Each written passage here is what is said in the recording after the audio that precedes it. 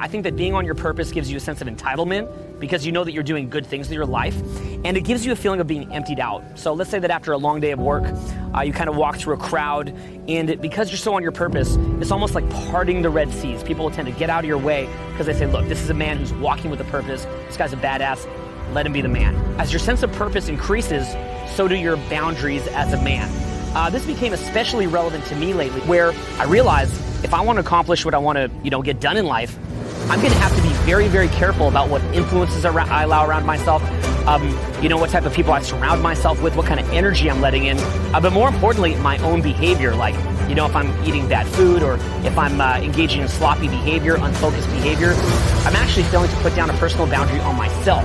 A lot of things like approaching anxiety towards approaching girls, or eating bad food, procrastinating, being a gossiper, getting upset over little small petty things, really comes from a lack of a sense of purpose, because basically you want to think of yourself as a man where you have this sense of purpose, and that creates gravity, which then sort of pulls in the armor that are personal boundaries. If you think about it, how many of your actual beliefs that you have, or emotions that you feel, or just sort of day-to-day activities that you engage in are actually of your own conscious decision?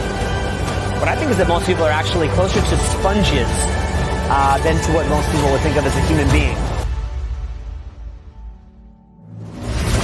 I think that you have to get to a certain sort of critical mass of having your own intention in life before you would ever actually, be what most people think of as a person. What I would say is that when you can find your purpose early, that has the advantage that whatever you're going to do with your life, you've had more years to put the polish onto it, okay? Imagine if LeBron James or Kobe Bryant were to wait until they're 27 to start playing basketball, they would have less time to really hone their craft. So the sooner that you get started, and the sooner that you have a sense of urgency about it, the more likely that you are to get to a world-class level with whatever it is that you do. But conversely, there's something to be said about just maintaining an openness to experience and going through life, just sort of taking different things in, and how sometimes that can kind of add up to some amazing opportunities later in life that would totally blow you away. Finding your purpose is a benefit to you because it gives you polarity, like that type of permanent attraction with a woman. It gives you a high sense of entitlement. It empties you out.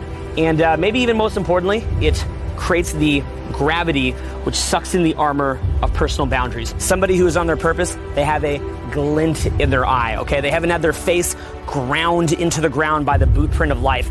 They're alive, they're happier, they're engaged. That's why you gotta do it.